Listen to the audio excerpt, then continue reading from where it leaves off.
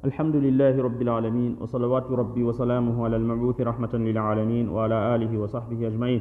Toutes les louanges appartiennent uniquement à Allah. Nous proclamons sa louange, nous implorons son aide et nous lui demandons de nous pardonner. Nous cherchons refuge auprès d'Allah contre les méfaits de nos âmes et contre nos mauvaises actions. Quiconque Allah guide, nul ne peut l'égarer. Quiconque Allah égare, nul ne peut le guider. J'atteste qu'il n'y a point de divinité ni d'adoration à part Allah. Et je témoigne que Muhammad est son serviteur, son messager.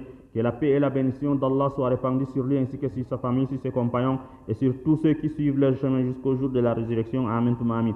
Très chers fidèles musulmans, serviteurs d'Allah, parmi les obligations religieuses qu'Allah exige de chaque musulman sur le plan communautaire et sur le plan social communautaire, il y a surtout la préservation de la fraternité religieuse.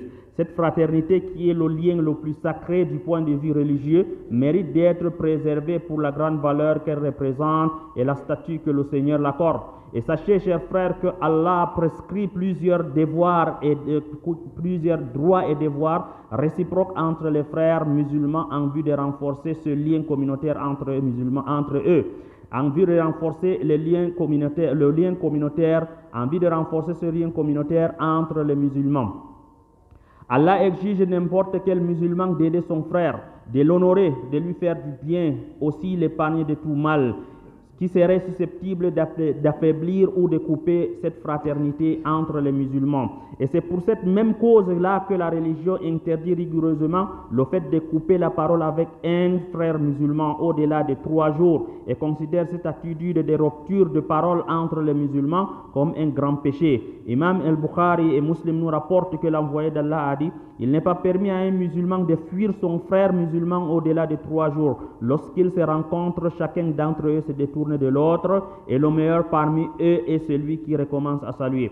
Ce hadith nous prouve que le discorde entre deux frères musulmans est un mal, est un péché, et que le fait de cesser de parler avec un frère musulman n'est permis que dans un délai de 3 jours. Mais à partir du 4e jour, si les deux parties insistent à ne pas s'adresser la parole, ils s'exposent à ce menace terrible suivante. La première chose que les textes religieux, les textes prophétiques avancent comme menace à l'égard de frères qui ne se parlent pas, est le fait d'être éloigné de la miséricorde divine, de la grâce divine et de son pardon. Puisqu'Allah procède à pardonner les péchés de ses serviteurs chaque lundi et jeudi, et rien que 2 personnes qui seront épargnées, qui seront refusées de ce pardon. L'associateur qui, en adorant Allah, lui associe avec une autre chose, et les frères belligérants en discorde, qui ne se parlent pas. D'après Abu Huraira, qu'Allah l'agrée, que le messager d'Allah a dit: les œuvres du serviteur sont présentées, les œuvres des serviteurs sont présentées auprès d'Allah chaque lundi et jeudi, et Allah pardonne à quiconque de ces serviteurs qui ne l'associe de rien, sauf 2 frères musulmans qui se sont rompus. Allah dira à leur propos: ajournez le cas de ceux-là jusqu'à après leur réconciliation. Ce hadith nous enseigne, chers frères, que le fait de couper le lien entre le musulman et son frère lui écarte de la miséricorde d'Allah subhanahu wa ta'ala. Et par conséquent, il ne fait tort qu'à sa propre personne, même s'il trouvait en cela un soulagement ou même une sorte de vengeance. La deuxième chose, ou bien la deuxième menace, c'est le fait d'être introduit dans l'enfer. C'est-à-dire, cela aussi, la deuxième chose et la deuxième menace, c'est d'être introduit dans l'enfer. Et le hadith prophétique avance à celui qui coupe la parole, à quiconque coupe la parole avec son frère musulman jusqu'à la mort. Imam Abu Daoud nous rapporte que le messager d'Allah a dit: il n'est pas permis à un musulman de fuir son frère au-delà de 3 jours. Celui qui fuit son frère au-delà de 3 jours jusqu'à trouver la mort, il entrera en enfer. Chers frères, certes ici, comme vous le voyez, certes, cette menace est terrible, que si tu cesses, toi musulman, si tu cesses de parler à ton frère musulman jusqu'à mourir, sans reprendre de s'adresser la parole avec lui, même par la salam, Pour cette raison, Allah se voit en droit de t'introduire dans l'enfer. Qu'Allah subhanahu wa ta'ala nous en préserve. Alors, il ne faut jamais minimiser cette attitude de rupture de parole, de rupture de liens religieux qu'Allah a établi. Et le plus pieux parmi les serviteurs est celui qui observe ce que son Seigneur leur donne. La troisième menace provenant des hadiths prophétiques à l'égard de deux frères qui ne se parlent pas, qui se sont coupés la parole, est qu'après un an de rupture de contact verbal, le péché de cette attitude prend une autre ampleur très terrible, puisqu'il équivaut alors de verser le sang. Le prophète sallallahu alayhi wa sallam a dit, dans ce hadith authentique rapporté par Imam Abu Daoud, celui qui fuit son frère pendant un an, jusqu'à un an, c'est comme il a répandu son sang. C'est comme il a répandu son sang, c'est-à-dire c'est comme il l'a tué. Voir la gravité de ce péché qu'il récolte par cet acte. Alors, chers frères, comme vous le voyez, comme vous le constatez, l'islam refuse qu'il y ait des discordes infinies entre les musulmans, et du fait que la colère est une chose naturelle, Allah subhanahu wa ta'ala, de par sa grâce, nous donne un délai de 3 jours pour se soulager de cette colère contre un frère qui a porté préjudice sur nous, mais à partir du 4e jour, le minimum contact exigé entre les musulmans à travers la salam, par exemple, doit reprendre au moins. Le prophète sallallahu alayhi wa sallam a dit, et le meilleur parmi eux est celui qui recommence à saluer.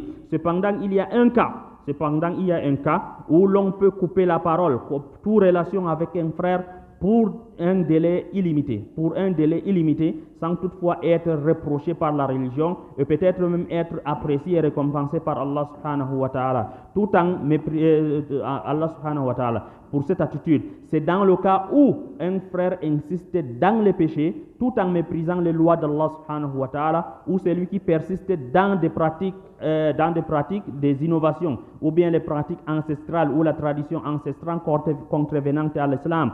Dans ce cas, il est permis à un musulman de le fuir, de fuir ce genre de frères, de fuir ce genre de frères désobéissants pour la cause d'Allah, notamment si l'on juge que cela peut être utile dans son redressement. Et alors, il nous ressort de tout cela que n'importe quel conflit entre le musulman à cause d'Allah, hormis le conflit à cause d'Allah, ne doit pas persister plus de 3 jours, jusqu'à partir du 4e jour, ne peut persister plus de 3 jours, et à partir du 4e jour, le minimum contact doit reprendre, et le refus de se parler après le 3e jour, au moins, le refus de se parler, au moins de se saluer par le salam, alors devient un grave péché. Et avant de terminer, il faut rappeler que le fait d'établir la paix, entre les musulmans en discorde est un devoir de tout dit musulman. Le fait de rétablir la paix entre les frères en discorde, les frères musulmans en discorde, est un devoir de toute la communauté, de tous les musulmans. Et c'est aussi un acte de vertu très recommandé par Allah et de même gracieusement récompensé par lui. Allah a dit, les croyants sont des frères, réconciliés donc vos frères, redoutez Allah afin de bénéficier sa grâce. Qu'Allah nous fait parmi de ceux qui le bénéficient, de ceux qui le bénéficieront. Qu'Allah subhanahu wa ta'ala nous pardonne nos péchés et nous guide sur le droit chemin. Qu'Allah nous comble de faveurs, de ses grâces. Qu'Allah subhanahu wa ta'ala nous pardonne nos péchés. Qu'Allah subhanahu wa ta'ala nous épargne des calamités, et de tout mal. Louange exclusive à Allah, Seigneur, inna salat tanha al-fahsha.